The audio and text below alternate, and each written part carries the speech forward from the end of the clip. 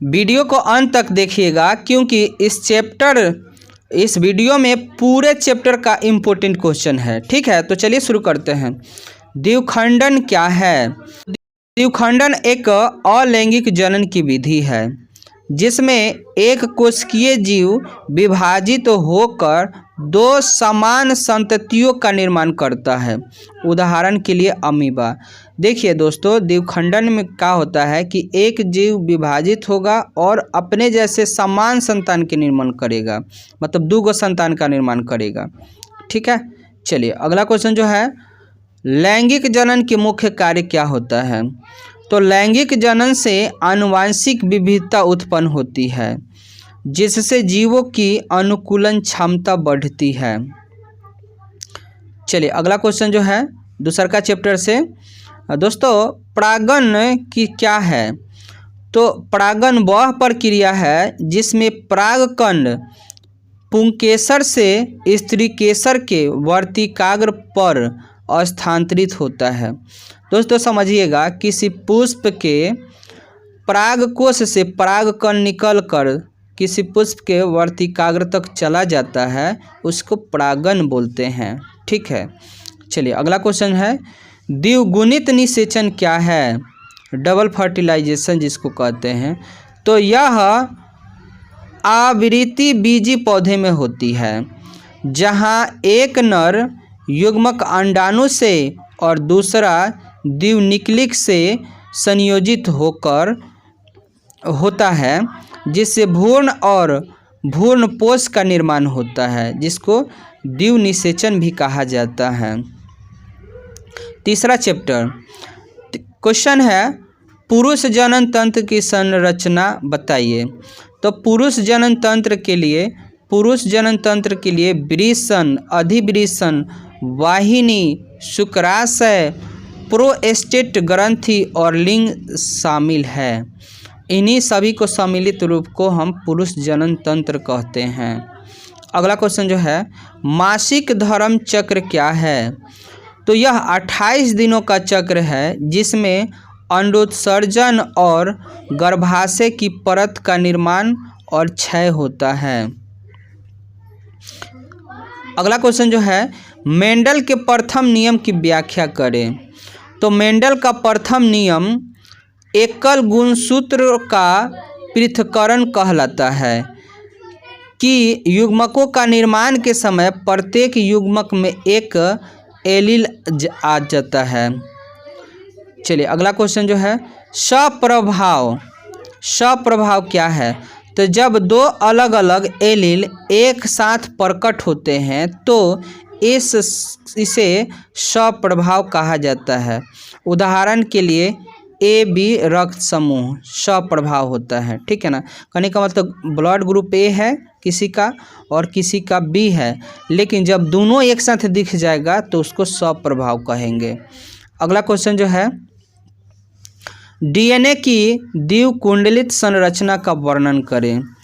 तो DNA 2 polynucleotide श्रृंखला से बनी होती है जो एक दूसरे के चारों ओर घुमावदार होती है, जिसमें नाइट्रोजन बेस, शर्करा और फास्फेट समूह शामिल होते हैं।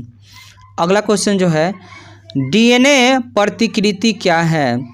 तो यह प्रक्रिया जिसमें DNA अणु अपने प्रतिलिपि बनाता है, जिसमें 2 समान DNA अणु उत्पन्न होता है, DNA प्रतिकृति कहलाता है।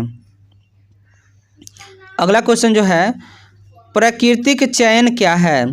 तो यह प्रक्रिया जिसमें पर्यावरण के अनुसार अनुकूलित जीव जीवित रहते हैं और प्रजनन करते हैं, जबकि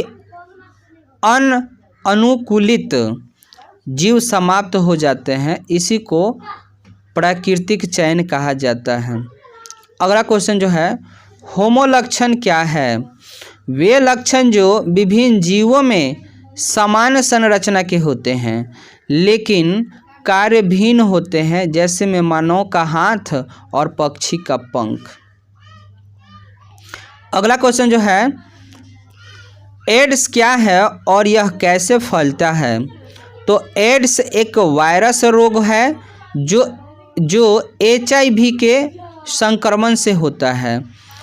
मुख्यतः असुरक्षित यौन संबंध संक्रमित रक्त और माता से शिशु में फैलता है।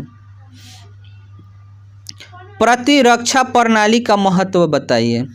प्रतिरक्षा प्रणाली शरीर को रोगजनकों से बचाती है और संक्रमण से रक्षा करती है। अगला क्वेश्चन जो है, हरित क्रांति क्या है? तो यह कृषि उत्पादन में वृद्धि की प्रक्रिया है जिसमें उच्च उपज वाली फसलों, उर्वरकों और सिंचाई तकनीकों का उपयोग किया जाता है। जैविक खेती के लाभ बताइए। तो जैविक खेती में रासायनिक उर्वरकों का उपयोग नहीं होता है जिससे पर्यावरण सुरक्षित रहता है और उत्पाद स्वस्थकर होते हैं। अगला क्वेश्चन जो है, डीएनए पुनः संयोजन तकनीक क्या है? तो यह तकनीक है जिसमें एक जीव के डीएनए में दूसरे जीव के डीएनए जोड़ा जाता है जिससे कोई विशेषताओं वाले जीव उत्पन्न हो जाते हैं, जिससे नई जो है विशेषता वाले जीव। कहने का मतलब दोस्तों ना कि ये डीएनए की एक विधि है जिसमें क्या किया जाता है ना कि कोई जीव है, एक जीव है, उसके दूसरे जीव के डीएनए में जोड़ दिया जाता है जिससे नया जीव सामने आ जाता है। चलिए अगला क्वेश्चन जो है, जीन थेरेपी क्या है?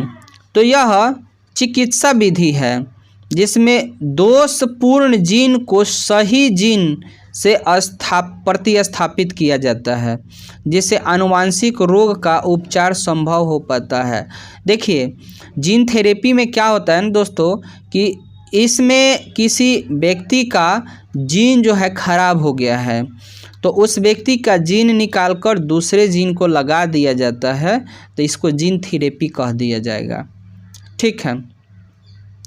अगला क्वेश्चन जो है, पारिस्थितिक तंत्र क्या है? तो यह एक प्रणाली है जिसमें जीव और उनके पर्यावरण के बीच पारंपरिक क्रियाएं होती है। चलिए अगला क्वेश्चन जो है, जनसंख्या वृद्धि के कारण क्या है? तो जनसंख्या वृद्धि के निम्न कारण है, जन्म दर में वृद्धि, मृत्यु दर में कमी, स्वास्थ्य सेवा में सुधार और शिक्षा जागरूकता की कमी। जनसंख्या विस्फोट के प्रभाव क्या है? तो संसाधनों की कमी हो जाएगा, मतलब किसी भी राष्ट्र के अचानक जनसंख्या बढ़ जाना, किसी भी देश के अचानक जनसंख्या बढ़ जाना जनसंख्या विस्फोट कहलाएगा। ठीक है ना।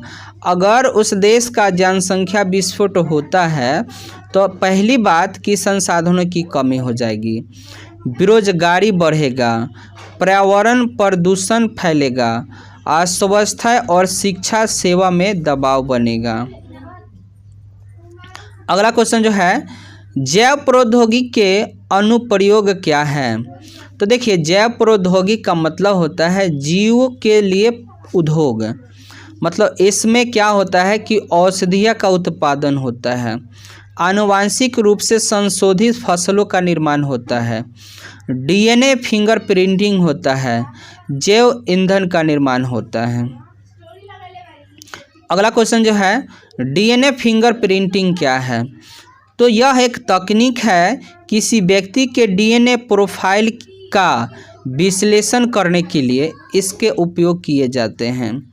इसका उपयोग माता पिता यानी पृथक निर्धारण और अपराधी की जांच की जाती है।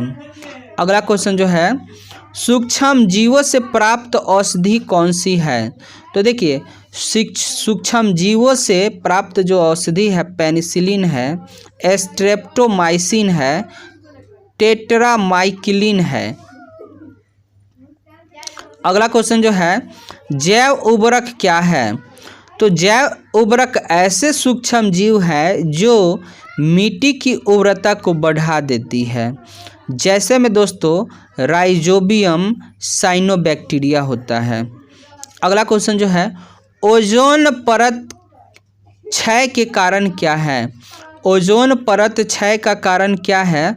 तो इसका उत्तर देखिए CFC गैसों का उपयोग, एरोसोल स्प्रे का उपयोग, औद्योगिक गैसों का उपयोग, इन्हीं वजह से जो ओजोन की परत क्षय हो रही है। अगला क्वेश्चन जो है ग्लोबल वार्मिंग का प्रभाव क्या है। तो देखिए ग्लोबल वार्मिंग का प्रभाव होता है समुद्र का स्तर बढ़ना, जलवायु परिवर्तन, जैव विविधता का क्षय। चलिए अगला क्वेश्चन जो है जैव विविधता क्या है। जैव विविधता क्या है, तो जैव विविधता का अर्थ है पृथ्वी पर पाए जाने वाले सभी जीवों और उनके पारिस्थितिक तंत्र की विविधता। चलिए अगला क्वेश्चन जो है जैव विविधता के संरक्षण के तरीके क्या हैं। तो इसका आंसर है राष्ट्रीय उद्यान और अभयारण्य की स्थापना करना, वन्य जीव संरक्षण कानून बनाना, जन जागरूकता बढ़ाना और वृक्ष रोपण का करना। अगला क्वेश्चन जो है हरित क्रांति के लाभ और हानि बताइए। तो लाभ दोस्तों है अनाज उत्पादन में वृद्धि होती है, खाद्य सुरक्षा में सुधार होता है, किसानों की आय जो है बढ़ती है। और हानि दोस्तों क्या होती है, हानि मृदा की उर्वरता में कमी हो जाती है, जल संसाधन का तकनीक उपयोग होता है और पर्यावरण दूषित होता है। अगला क्वेश्चन जो है एंटीबायोटिक्स और उनके उपयोग पर प्रकाश डालें। तो एंटीबायोटिक सूक्ष्म जीवों के द्वारा उत्पादित रसायन है जो बैक्टीरिया और अन्य रोगजनकों को नष्ट करता है। उदाहरण के लिए पेनिसिलिन।